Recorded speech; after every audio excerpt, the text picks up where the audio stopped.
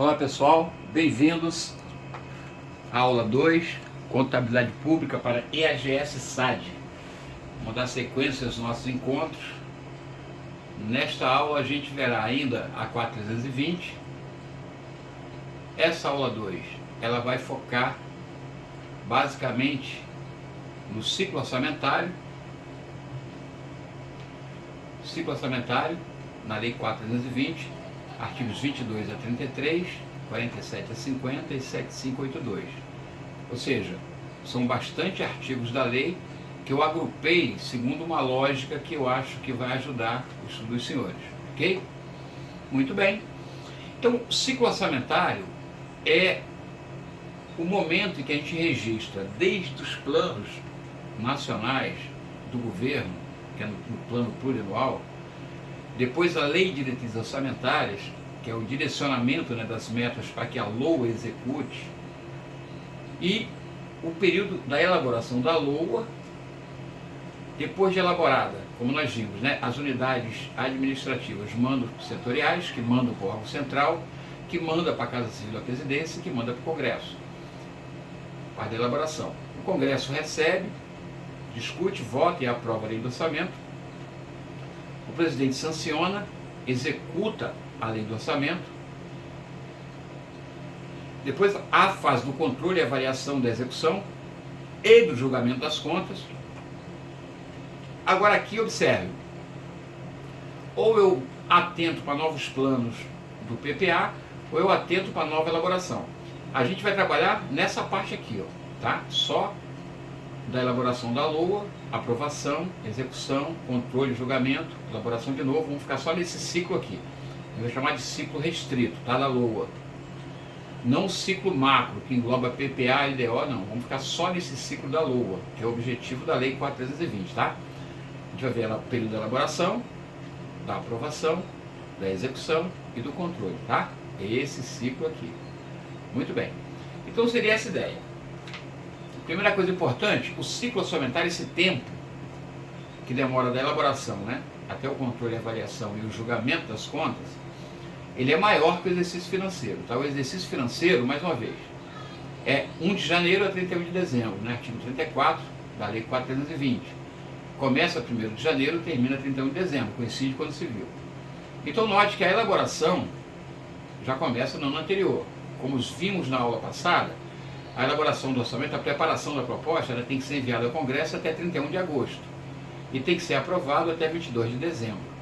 Então, aprovado, janeiro, depois que foi aprovado, ainda no ano anterior, aí em janeiro começa a execução aqui e vai a execução até 31 de dezembro. Durante esse período de execução, o controle e avaliação também está acontecendo, mas ele é enfatizado à parte porque aqui haverá, além do controle e avaliação, a gente vai ver pelas estruturas de controle e avaliação, vai haver o julgamento também. E isso aqui o julgamento se dá posterior ao exercício financeiro, ou seja, depois do ano financeiro, tá? Então, esse período de tempo aqui não é um período exato. O único período exato aqui é a execução, que começa 1º de janeiro e termina 31 de dezembro. Perfeito? Dito isso, vamos lá. Etapas para elaborar o orçamento. Primeira coisa importante é fixar a meta fiscal, ou seja, as próprias leis diretrizes já colocam lá as metas fiscais, como nós vimos, A Lei de Diretriz Orçamentária vai dizer qual é a meta do governo, o que ele quer arrecadar, o que ele pretende gastar. Ele vai falar de toda a elaboração do panorama fiscal e econômico, vai falar de alteração na lei, tudo isso vai estar lá fixado na LDO. Para elaborar a LOA, eu vou estar preocupado com isso, Qual é a meta fiscal, qual é a projeção das receitas, das despesas, primeiro obrigatórias, para eu apurar discricionárias. O que significa isso? Para elaborar o orçamento, o governo primeiro tem que ver, atento às metas fiscais e aos limites, ele sabendo das receitas que estão sendo projetadas, ele vai marcar, dizer quais são as despesas obrigatórias, ou seja, pessoal, serviço da dívida, transferências obrigatórias. O que sobrar em relação à previsão da receita, ele vai colocar a despesa discricionária, a despesa que ele pretende colocar para realizar realmente programas de políticas públicas. Perfeito? É assim que começa. A proposta do governo, que ele vai encaminhar, segundo a Lei 4.320, né, tem que ter o seguinte conteúdo. O prazo estabelecido na Constituição, a lei não fala, a gente já sabe, o prazo da Constituição é 31 de agosto, que ele tem que mandar a proposta, né? Pois bem, a mensagem é o primeiro item, que tem que ter a proposta. Ali ele vai explicar a situação econômico-financeira, vai demonstrar a dívida fundada e flutuante. A gente vai aprender, essa dívida fundada aqui, ó, é uma dívida de longo prazo, flutuante é uma dívida de curto prazo, a gente vai estudar mais lá na frente. Os saldos de crédito especiais, ou seja, se ele pediu para gastar mais e tem algum saldo, restos a pagar, ou seja, é a despesa que ele empenhou e liquidou, ou não liquidou e não pagou, a gente vai estudar isso mais à frente também. Tudo isso você vai colocar na mensagem, e além de outros compromissos exigíveis, tá? Vai expor e justificar a política que ele está tendo em termos de economia e finanças, vai justificar a receita e despesa, principalmente no tocante ao orçamento de capital, porque o orçamento de capital é o orçamento de investimento, então tem que ser muito bem explicado essa parte, tá? Porque o que não for orçamento de investimento, se for orçamento corrente, seria despesa e receita corrente, que a gente vai estudar, são os gastos diários, né? É rotineiro. Mas o que for de investimento tem que ser particularmente, né, justificado, beleza? Então a mensagem vai conter tudo isso. E o projeto de lei, obviamente, tá? Vai ter a mensagem contendo toda essa ideia, vai ter o projeto em si da lei do orçamento e vai ter ainda tabela explicativa. Além da estimativa da receita e despesa, tem que estar em colunas distintas, tá? Para fim de comparar. A receita arrecadada nos 3 últimos exercícios, é o que elabora a proposta, a prevista para o ano que se elabora e a prevista para o ano a que se refere, tá? A despesa realizada no ano anterior, no ano do exercício que se elabora a proposta e a prevista para o exercício a que se refere. Essas tabelas explicativas têm que conter isso aqui, beleza? E por fim, a mensagem tem que conter especificação do Programa Especial de Trabalho. Ó, Programa Especial de Trabalho, como o GIMA no anterior, né? Custeado por dotação global, ou seja, é uma exceção aqui, ó, o princípio da discriminação, lembram? Então, ele tem que especificar esses programas em termos de metas visadas que ele pretende atingir, tem que decompor em estimativa de custo de obra, serviço a prestar, tem que justificar econômica e financeiramente, social e administrativamente, ou seja, a justificativa do Programa Especial de Trabalho tem que ser bem completa, perfeito? Considerada a proposta, para cada unidade, a descrição sucinta das principais finalidades, com indicação da respectiva legislação. Então, nessa proposta, além da mensagem, vai ter que ter o projeto de lei, as tabelas explicativas da receita e despesa e o detalhamento da receita nos últimos 3 exercícios, do ano que se elabora e do ano que se refere. A despesa do ano anterior, a fixada em que se elabora a proposta, o ano que se elabora, e a prevista para o exercício a que se refere, ou seja, o ano seguinte, beleza? E tem que especificar o Programa Especial de Trabalho. O Programa Especial de Trabalho é exceção ao princípio da discriminação, porque tem dotação global, então tem que especificar, e tem que justificar, né? Economicamente. A justificação tem que ser econômica, financeira, social e administrativa. Por que tem que ser dessa forma um Programa Especial de Trabalho? Beleza? Muito bem. O artigo 23 fala assim, ainda da parte de elaboração. As receitas de despesa de capital, que a gente vai estudar, tá? Aqui na linha da execução, é a próxima aula, serão objeto de um quadro de recursos de aplicação de capital aprovado por decreto do Poder Executivo, abrangendo no mínimo um triênio. Então, o que for receita de despesa de capital, ou seja, o que for captar para investir, tem que ter um quadro específico abrangendo no mínimo um triênio, beleza? O quadro de recursos de capital será anualmente reajustado, acrescentando-lhes previsões de mais um ano, de modo a assegurar a projeção contínua dos períodos. Então, seria despesas e receitas que ele vai aplicar em investimento nos próximos 3 anos. A cada ano ele coloca mais um para ficar sempre 3 anos à frente. O quadro de recursos de aplicação de capital abrangerá o que contém esse quadro? As despesas e, como couber, as receitas previstas em planos especiais aprovados em lei, destinada a atender as regiões ou setores da administração ou da economia. Então, importante isso, tá? A despesa à conta de fundos especiais, outra coisa, fundos especiais, são fundos constituídos por lei, tá? Com receitas especificadas para atender determinados serviços, tá? Então a despesa desses fundos tem que ter, e como couber as receitas que o constituam, tá? Quem é que reforça esse fundo? Isso é um detalhamento importante. Em anexo, ou seja, tem que ter em anexo ainda a despesa de capital das entidades referida no título 10, a gente vai ver lá na frente. Aí são as autarquias, serão as estatais, né? Quem participa dos orçamentos de investimento das estatais, aí pode entrar autarquia, empresa pública, economia mista, tá? Vai estar que está em anexo as despesas dessas entidades, com indicação das receitas, beleza? Para quais foram previstas transferências de capital. Porque a gente vai ver lá na frente que essas despesas que a União faz para atender, por exemplo, a uma estatal, vai depender do resultado da estatal. Se a estatal der lucro, a diferença, a maior, vai entrar como receita da União. Se der prejuízo, a diferença vai entrar como uma subvenção. Ou seja, a União vai custear aquilo que passar através de uma transferência. Isso a gente verá lá na frente. Aqui é só memorizar o seguinte, que tem que haver o quadro de recursos de aplicação de capital, beleza? Tem que haver a despesa e as receitas de planos especiais, tem que haver a despesa conta de fundos especiais, e em anexo tem que ter a despesa de capital das entidades do título 10, ou seja, autarquia e estatais. Beleza? Isso tem que estar dentro do quadro de recursos. Muito bem. Isso tudo para elaborar o orçamento.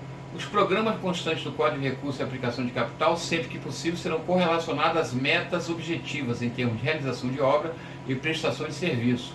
Ou seja, tem que especificar que esses investimentos, né, sempre tem que relacionar ao que eu estou querendo atingir, qual o objetivo, o quanto que eu estou realizando em termos de obra e prestação de serviço, tá? Importante. Considero metas os resultados que se pretende obter com a realização de cada programa. Então, se eu estou em um programa de investimento e quero atingir determinada meta, eu tenho que especificar, né?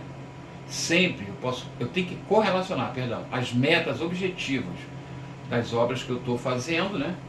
Ou do serviço que eu estou prestando, beleza? A proposta conterá programa anual atualizado dos investimentos, inversões financeiras e transferências. Isso a gente verá em execução. Tem que constar na proposta. Mas o que é investimento, inversão financeira e transferência? Aqui seria as despesas de capital que a União tem que fazer ou transferir para que outra pessoa, direito público ou privado, a faça. Então tem que ter essa proposta, tem que ter esse programa previsto no quadro de recursos de aplicação de capital, esse mesmo quadro aqui. Beleza? A proposta parcial de orçamento guardarão estrita conformidade com a política econômica e financeira, o Programa Anual de Trabalho do Governo, e quando fixado o limite global máximo para o orçamento. Aqui é o seguinte, quando eu disse lá no início, na aula 1, a proposta parcial é quando as unidades administrativas mandam sua proposta para a unidade orçamentária, que consolida e manda para o órgão central. Essas propostas parciais têm que guardar estreita conformidade com o que o governo tem colocado em termos de diretrizes, objetivo e meta. É isso que ele está dizendo. Tem que estar conforme a política econômica e financeira, tem que estar exatamente igual, dentro das diretrizes e programa do trabalho que o governo está querendo executar. Eu não posso, unidade administrativa, botar um programa ou alguma ação que não tenha conformidade com o que o governo está querendo realizar. É isso que ele quer dizer, tá? E outra, se for fixado o limite global máximo, sempre é fixado, tá? Tem sempre o limite, a LDO coloca esse limite, para que cada unidade administrativa saiba, né, qual o limite que ele tem disponível. Então ele vai sempre fazer a proposta parcial de orçamento baseada nesse limite que será fixado em LDO. A lei não fala aqui, mas é essa ideia, tá? Então tudo isso é para elaborar o orçamento. As propostas parciais das unidades, organizadas em formulário próprio, serão acompanhadas de, ou seja, a proposta de cada unidade tem que ter a tabela explicativa, igual aquela que nós vimos, né, anteriormente, com as receitas. Beleza? Despesa realizada anterior, despesa fixada, despesa prevista, aquela mesma.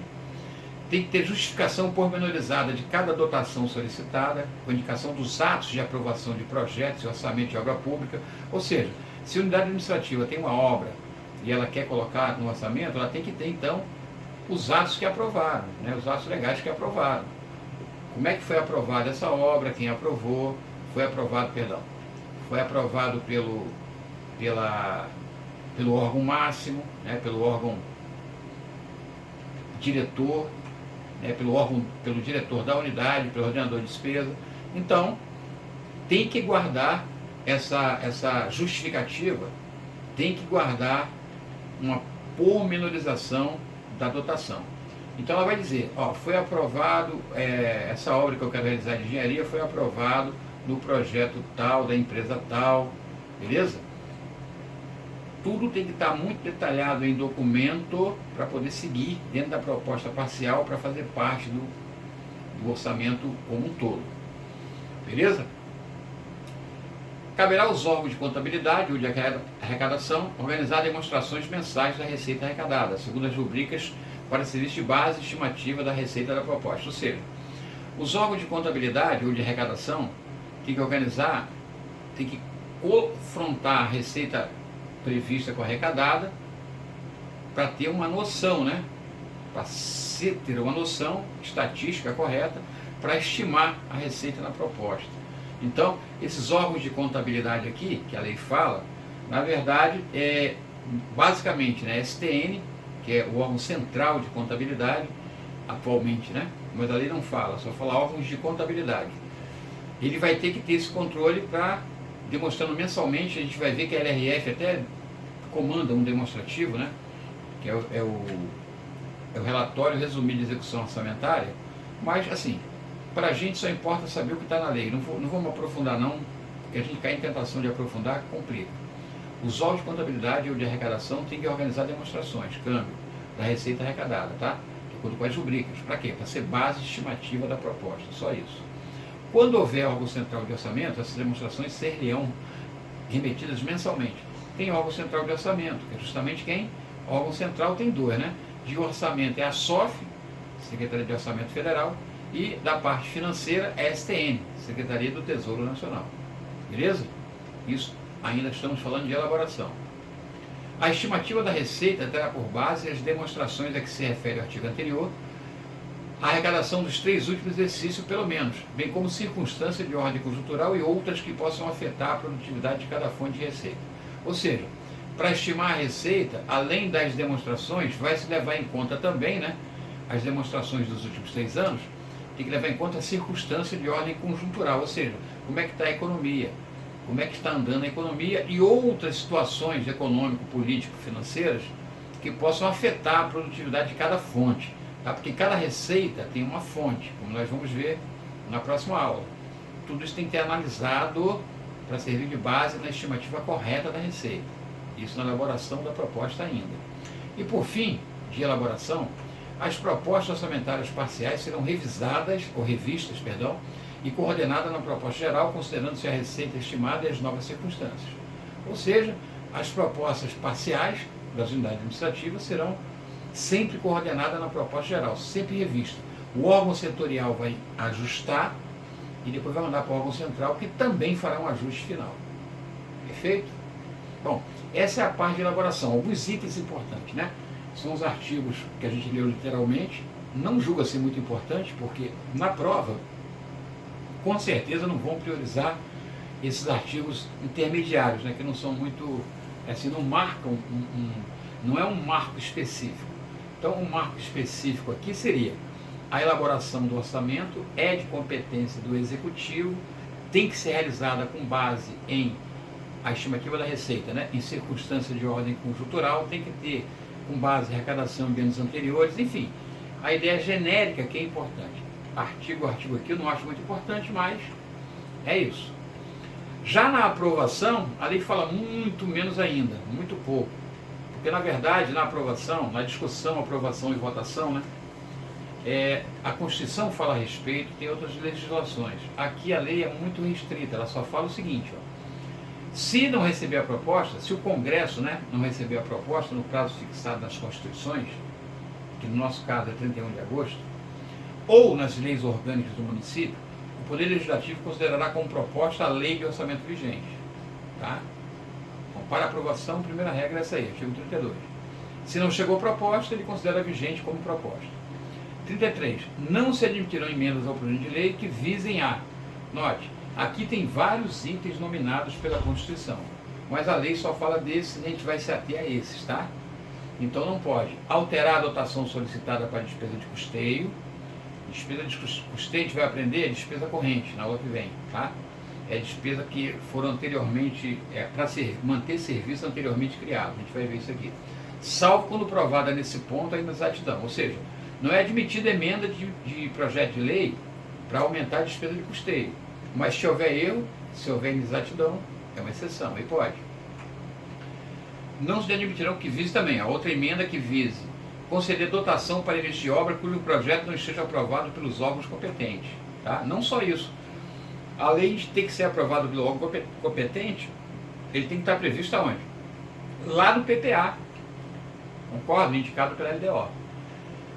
Também não se admitirão emendas que visem conceder dotação para instalação ou funcionamento de serviço que não esteja anteriormente criado, ou seja, só pode conceder dotação para serviços que já estejam criados, tá? A despesa de custeio é para serviços que já foram criados anteriormente. E também não pode conceder dotação superior ao quantitativo previamente fixado em resolução do Poder Legislativo para concessão de auxílio e doações. Perfeito. Ou seja, todos os valores que tiverem já fixado pelo Legislativo têm que ser respeitados na hora de elaborar a proposta orçamentária, tá? Então são esses apenas os quesitos, né, de aprovação aqui da lei, bem tranquilos. Há outros que falam que, por exemplo, ele não pode, o Executivo ele pode alterar a proposta que ele tem enviado ao Congresso, desde que não tenha iniciado no Congresso a votação do que ele pretende alterar, mas está na Constituição, não está aqui na lei. Outras situações existem, tá? Então a gente vai se ater só o que está na lei. Importante para aprovação, tem que receber a proposta, se não receber, considera como proposta o orçamento atual, e não vai admitir emenda para alterar a dotação de custeio, para início de obra que não tem aprovação pelos órgãos competentes, para instalar ou funcionar serviço que não foi criado ainda, nem conceder dotação superior ao quantitativo fixados anteriormente, tá? Esse é o foco da lei, esse é o foco que a gente deve estar ligado, perfeito? Vamos lá. Execução.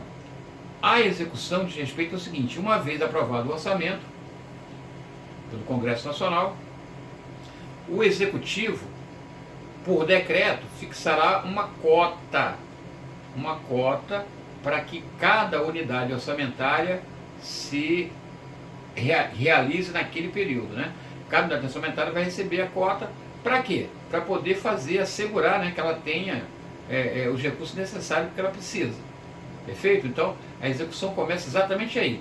Aprovada a lei do orçamento, é sancionada pelo presidente, e vamos lá, imediatamente após, com base nos limites nela fixados, o poder aprovará um quadro de cotas trimestrais, tá? Atualmente é mensal, mas a lei fala em cotas trimestrais, vamos deixar assim, que cada unidade orçamentária fica autorizada a utilizar. Ou seja, do que foi aprovado na lei do orçamento, a gente viu lá na aula 1, será dotada a unidade orçamentária trimestralmente. Vai ser fixado pelo Poder Executivo a cota trimestral que ela vai ter direito, fica autorizada a utilizar, beleza? A fixação das cotas que se refere atenderá ao seguinte objetivo: assegurar a soma dos recursos necessários, ou seja, para ela executar da melhor forma o seu programa de trabalho, manter durante o exercício, à medida do possível, o equilíbrio entre a receita arrecadada e a despesa realizada, de modo a reduzir ao mínimo eventuais insuficiências. Essa é a ideia. Então, por que fixar a cota? Fixar a cota para poder as unidades se programarem para não fazer com que a receita, por exemplo, se a receita cair, eu tenho que manter aquele gasto. Não, eu recebo a cota para trabalhar dentro daquela cota, tá? Para manter no máximo o equilíbrio entre a receita arrecadada e a despesa realizada. Não posso forçar uma insuficiência de tesouraria, porque se isso acontecer, eu vou ter que fazer aquele empréstimo de curto prazo, lembra do aro? É isso aí. Então, a fixação das cotas atende a esse objetivo. A programação da despesa orçamentária, para efeito no disposto anterior, leva lá em conta os créditos adicionais, que a gente vai estudar, né? As operações extra-orçamentárias. Ou seja, a programação dessas cotas também vai considerar se houve algum crédito adicional, se tem outras operações extra-orçamentárias que contribuam de alguma forma nessa distribuição das cotas, tá? As cotas trimestrais poderão ser alteradas durante o exercício, observado o limite de dotação e o comportamento da execução orçamentária.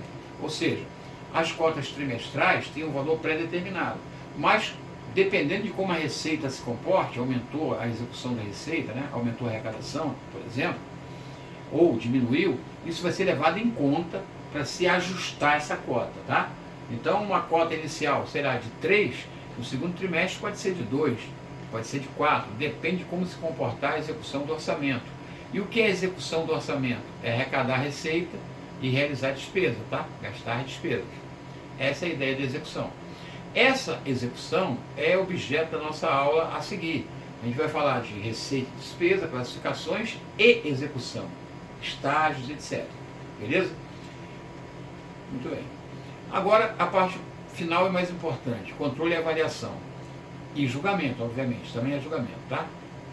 Essa parte é importante por quê? Porque, normalmente, as questões de prova aqui são literais, tá? São literais. Então, primeiro, o que é controle? O controle e avaliação da execução, ela compreende 3 situações. Primeiro, legalidade dos atos, que resulte em arrecadação de receita ou realização de despesa, o nascimento ou extinção de direitos e obrigações. Então, a primeira coisa que a execução, o controle vai observar é a legalidade dos atos, tá? A receita arrecadada tinha lei, a despesa realizada tinha empenho, tinha crédito, surgiu o direito, né? Surgiu o direito de fornecedor de RP, terminou o direito, enfim. A legalidade dos atos é o primeiro item de controle. O segundo é a fidelidade funcional dos agentes, né? Responsável por bens e valores.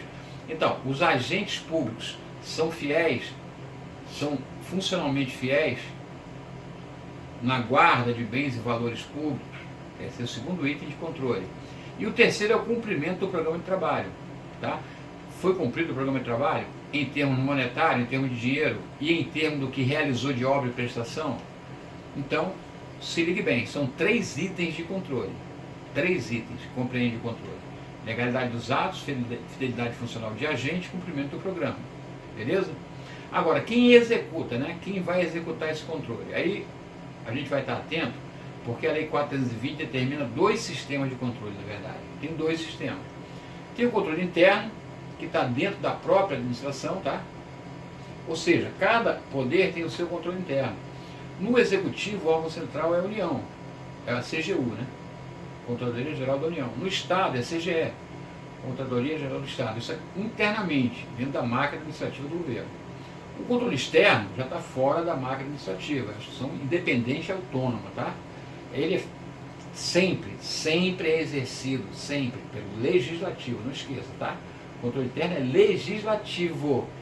Então, na União, ele é auxiliado pelo TCU, ó, controle externo, ó, Congresso Nacional, Legislativo, tá? Controle externo não é TCU, galera. Controle externo é Congresso Nacional, é o Legislativo, que tem o auxílio do TCU, porque o TCU vai dar um parecer prévio na hora do julgamento das contas. Quem julga é o Congresso Nacional, mas tem um parecer prévio do TCU. E no Estado, é a Assembleia Legislativa, que é o Legislativo do Estado, né? E o parecer prévio do Tribunal de Contas do Estado, tá? Então fique atento. Controle e avaliação tem 2 sistemas, controle interno e externo. O controle interno, ele auxilia o controle externo na sua missão institucional, tá? O controle realmente e o julgamento cabe ao controle externo. O controle interno, ele existe para auxiliar o controle externo na missão institucional dele, é como está na Constituição. Beleza? Então, já que a lei determina esses 2 controles, o que ela fala que cada um, qual é o que compete a cada um? O controle interno, ele fala lá no artigo 76, ó. O Poder Executivo será os 3 tipos, ou seja, ele vai ver a legalidade, o cumprimento da LOA e a fidelidade funcional. Vai ver os 3, tá? Sem prejuízo das atribuições do Tribunal de Contas ou algo equivalente. Ou seja, ele vai ver os 3 e os outros também, os tribunais também. É muita gente de olho na execução. Beleza? Ele vai fazer, quando ele estiver verificando a legalidade, que é o primeiro item, essa verificação da legalidade tem que ser prévia, concomitante e subsequente. Ou seja, ele vai ver a legalidade antes de arrecadação da receita, por exemplo, durante a arrecadação e após a arrecadação. Só para exemplificar, tá? Além da prestação ou tomada de contas anual, quando instituída em lei, ou por fim de gestão, poderá haver qualquer tempo levantamento, prestação ou tomada de conta de todos os responsáveis por bens e valores. Ou seja, o controle interno, né, através de serviço de contabilidade, a gente vai ver, ele pode exigir uma prestação ou tomada de contas. Normalmente, prestação de conta é para administração indireta, tomada de conta é para órgão da administração direta, de forma geral, né? Mas o que o artigo está dizendo é que além da prestação ou tomada de contas anual, anualmente eles têm que prestar conta, né, ao legislativo,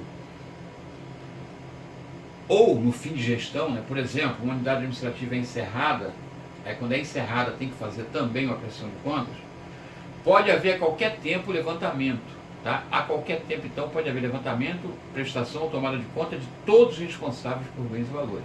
Ele deixa em aberto. Então, não é só a prestação de conta normal, anual, ou quando termina a unidade. A qualquer tempo pode ser feito também a tomada ou prestação de contas. Tá? Controle interno. O órgão incumbido de elaborar a proposta orçamentária ou a outro indicado na legislação caberá o controle estabelecido no item 3, ou seja, o cumprimento do programa de trabalho da LOA caberá ao órgão responsável. No nosso caso aqui, a lei falou genericamente, né? Quem é responsável pela elaboração da proposta é a SOF, né? É a SOF. Então, a ela, a STN também, a parte financeira, vai caber o controle do cumprimento. No caso aqui seria a SOF, né? Vai ter o controle do cumprimento do programa de trabalho. Item 3, tá? 80. Compete ao serviço de contabilidade ou órgão equivalente verificar a exata observância dos limites das cotas trimestrais atribuídas a cada unidade orçamentária, dentro do sistema que foi instituído para esse fim. Ou seja, o serviço de contabilidade, no nosso caso, o serviço de contabilidade é feito pela STN, Secretaria de Tesouro Nacional, que é o órgão máximo, tá? É o órgão central de contabilidade, além de ser o órgão central da administração financeira, também é o órgão central de contabilidade. Então aí ele vai caber a observância do limite da cota trimestral. Aí nós temos as ações do controle interno.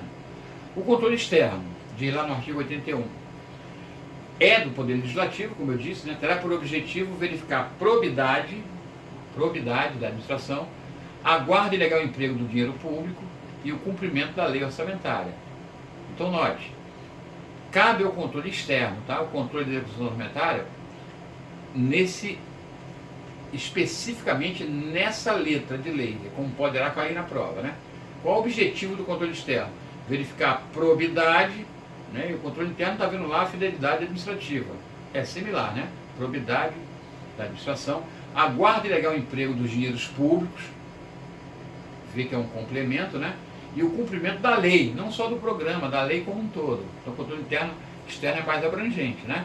Mas é óbvio que, na verdade, o que está determinado aqui, o objetivo dele, também é feito pelo controle interno, obviamente. Os controles, eles são similares. Mas cabe ao controle externo o julgamento, não se esqueça disso, tá? Então, verificar a probidade da administração, porque ele vai julgar as contas. Ele vai julgar as contas. Quem julga é o controle externo. No controle externo é o legislativo, perdão. O controle externo é pelo legislativo, não tem que se falar em TCU. O TCU vai apenas dar um parecer prévio nas contas do executivo, ok? Muito bem. Então, o Poder Legislativo tem qual objetivo? Probidade, guarda e legal emprego do dinheiro público, cumprimento da lei orçamentária. Ponto. O Poder Executivo anualmente prestará conta ao Legislativo, como eu falei, né, no prazo estabelecido nas Constituições ou leis orgânicas. Então, esse prazo aqui normalmente é 60 dias após o exercício financeiro. Esse prazo aqui não está na lei, não deverá ser cobrado, mas é sempre no ano seguinte, né, no exercício financeiro seguinte ao da execução. Beleza? As contas do Poder Executivo serão submetidas ao Poder Legislativo com parecer prévio do Tribunal de Contas. É importante isso. Antes de julgar as contas do Executivo, o Tribunal de Contas vai dar um parecer prévio. No município, normalmente não há Tribunal de Contas, né? Aqui no Brasil só tem 2 ou 3 municípios que têm Tribunal de Contas, a maioria não tem. Então, quando o município não tiver Tribunal de Contas, ou órgão equivalente, a Câmara dos Vereadores, que é o legislativo, né, do município, poderá designar peritos contadores para verificarem as contas do prefeito e sobre elas emitirem parecer. Então, se ligue, na União, o parecer das contas do Executivo é dado, parecer prévio é do TCU. No Estado, o parecer prévio é do Tribunal de Contas do Estado. No município também, mas se não tiver Tribunal de Contas, aí a Câmara de Vereadores pode designar peritos, contadores, para verificar as contas do prefeito e emitir um parecer prévio antes deles julgarem. Perfeito? Importante isso aqui, tá? Então é isso, galera. Aqui, nesse encontro nosso breve, a gente viu o seguinte, né? O ciclo financeiro, desde a elaboração até o controle e avaliação. Eu me ative aqui na elaboração aos itens principais. A aprovação quase não tem nada, é somente a ideia realmente de que, se não receber a proposta, a LOA atual serve de proposta, e os impedimentos de emendas que nós vimos. A execução, essa sim, será objeto da aulas seguintes e serão bem extensas. Aqui é que tem o conteúdo certo de cair no nosso concurso, beleza? E por fim, controle e avaliação, foi o que nós falamos agora aqui no final. Importante porque quando se cair, exatamente vai ser de forma literal. Tipo assim, ó, são controles de execução orçamentária, né? Ou compreende o controle de execução. Aí tem lá, legalidade, fidelidade, cumprimento e outra coisa que não tem nada a ver. Então, compreende é certo. Questão boa. Tem que saber o que compreende os controles. Tem que saber que tem dois sistemas de controle, interno e externo. Tem que saber que o controle interno, perdão aqui, deixa eu voltar aqui, o controle interno, ele executa os três tipos de controle, ou seja, ele executa tanto a legalidade dos atos, né, de arrecadação de receita, realização de despesa, também a fidelidade funcional dos agentes e também o cumprimento do programa de trabalho, faz os três. Quando for verificar a legalidade, esse controle é prévio, concomitante e subsequente. Eu sublinhei porque é uma questão certa de prova, tá? E o controle externo, a ideia central é, qual o objetivo do controle externo? Probidade da administração, que ele vai verificar, a guarda e legal emprego do dinheiro público e o cumprimento da lei como um todo, beleza?